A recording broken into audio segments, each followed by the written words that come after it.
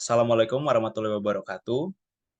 Kami dari kelompok 4, CIO, KEIK, akan menjelaskan penggunaan graf transformer untuk memprediksi respons pasien terhadap obat. Kelompok 4 kami terdiri dari 5 orang, yaitu saya sendiri, Joki Patrick Syotang, kemudian ada Ahmad Bintang Arif, kemudian ada Sabil Rofia Alif Permana, dan ada Zakia Hasbi Hutauruk, dan terakhir Zulfa Mailida. Selanjutnya, bagian latar belakang akan dijelaskan oleh teman saya, Zakia Hasbi. Latar belakang dilakukannya penelitian dalam paper ini adalah terdapat beberapa individu yang sensitif terhadap zat tertentu, sehingga tidak bisa menggunakan beberapa obat-obatan untuk penyembuhan. Bukannya semakin membaik, tapi malah menimbulkan masalah kesehatan lainnya. Oleh karena itu, pihak kesehatan perlu menentukan pasangan obat yang sesuai untuk masing-masing individu, yang mana jika dilakukan satu persatu, maka tidak efektif dan efisien. Oleh karena itu, diperlukan metode yang bisa digunakan, yang bisa dengan cepat menyelesaikan masalah ini. Nah, dalam paper ini dikembangkan algoritma deep learning untuk mempelajari genomik dan fitur transkriptomik dan epigenomik dari sel secara otomatis.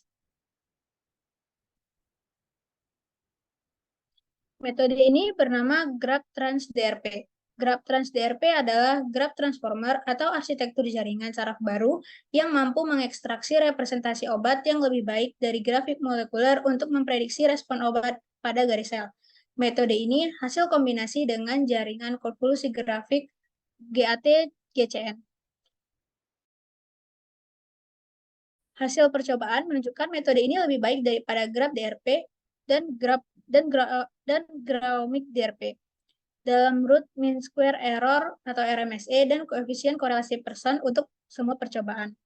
Pada metode ini, dimensi direduksi sehingga berdimensi sama dengan data genomik dan epigenomik. Kombinasi graph transformer dan GCN mencapai hasil tertinggi di antara semua kemungkinan kombinasi. Selanjutnya akan dilanjutkan. Metode yang digunakan adalah Graph Transformer for Drug Response Prediction atau GRA-Trans-DRP untuk memprediksi nilai respon dengan mengambil informasi kandungan kimia pada obat dan data multiomics dari sel. Obat yang disajikan dalam format file yang diunduh pada PubG. Lalu, OVER atau RDKIT digunakan dalam membangun molekular graph yang mencerminkan interaksi antara atom di dalam obat. Selanjutnya, atom yang berasal pada DeepGem digunakan dalam mendeskripsikan node pada graf. Atom ini merupakan sebuah vektor biner multidimensi. Jika ada sebuah ikatan di antara sepasang atom, maka edge tersebut akan ditetapkan. Hal tersebut secara tidak langsung mengakibatkan grafik biner dengan node-node yang diatribusikan dibangun untuk setiap input file string. Graph transformer diintegrasikan dengan model atom GAT-GCN. Model GAT-GCN berfungsi untuk mempelajari fitur-fitur obat. Selanjutnya akan dilanjutkan oleh teman saya, Patrick. Selanjutnya, pada graf convolutional network GCN, secara umum graf untuk obat yang diberikan dan disimpan dalam bentuk dua matriks. Salah satu matriks terdiri dari n node pada graf dan setiap node diwakili oleh vektor dimensi. Sedangkan satu matrik yang lainnya menampilkan koneksi setiap edge antar node.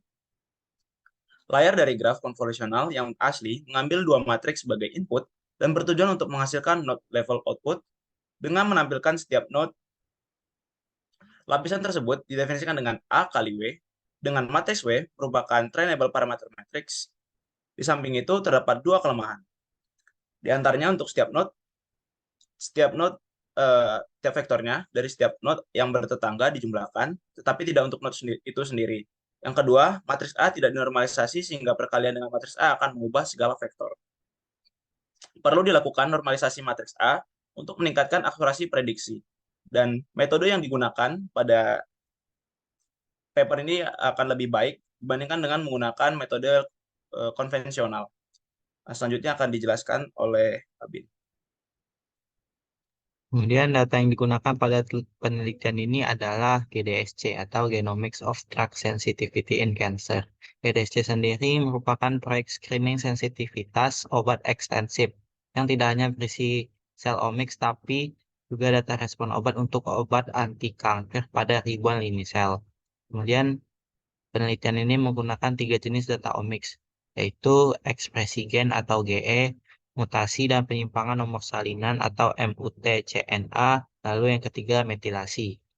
Nah, pada eh, paper ini data setnya itu dibagi menjadi tiga, yaitu 80% sebagai data latih, 10% sebagai data validasi, dan yang ketiga itu dibagi 10% sebagai data pengujian. Selanjutnya, bagian hasil. Selanjutnya, di bagian hasil, untuk data single omics, percobaan Graumic DRP menunjukkan data ekspresi gen memiliki kinerja terbaik dalam hal RMSE, yaitu sebesar 0,0259 dan CCP 0,9165.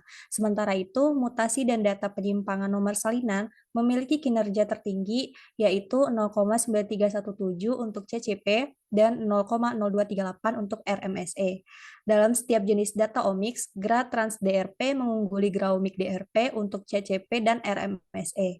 Untuk data multi-omics, kombinasi metilasi dan ekspresi gen mencapai kinerja tertinggi dalam model Graumic DRP. GRA-Trans DRP menunjukkan bahwa kombinasi mutasi dan metilasi mencapai hasil yang lebih tinggi. Secara khusus, CCP hasil MUT-CNA dan METH di GRA-Trans DRP adalah 0,9353, lebih tinggi dari CCP hasil METH dan GE di Graumic DRP, yaitu 0,9310. Di antara teknik reduksi tiga dimensi, kernel PCA mencapai kinerja terbaik dengan 0,9356 untuk CCP dan 0,0235 untuk RMSE. Eksperimen ini menunjukkan bahwa data ekspresi gen tidak dapat dipisahkan secara linear dalam dimensi saat ini. Sebagai gantinya, metode kernel PCA dan ISOMAP memproyeksikan data saat ini ke ruang dimensi yang lebih tinggi, di mana terdapat hyperplane yang dapat dipisahkan secara linear melalui kumpulan data. Grafik transformer menggunakan semua data omics dengan teknik kernel PCA mencapai kinerja prediksi terbaik baik dari segi RMSE dan CCP di antara semua percobaan dalam penelitian ini. Artinya, mengintegrasikan lebih banyak fitur tidak perlu dalam hal kinerja karena ada redundansi dalam data omik. Akibatnya, menerapkan teknik reduksi dimensi ke data omik sebelum dimasukkan ke dalam model akan meningkatkan kinerja dan melepaskan potensi graph transformer dalam representasi grafik. Sebagian mendukung klaim bahwa graph transformer mengekstraksi fitur simpul yang lebih baik dalam grafik heterogen. Sekian presentasi dari kami. Terima kasih. Wassalamualaikum warahmatullahi wabarakatuh.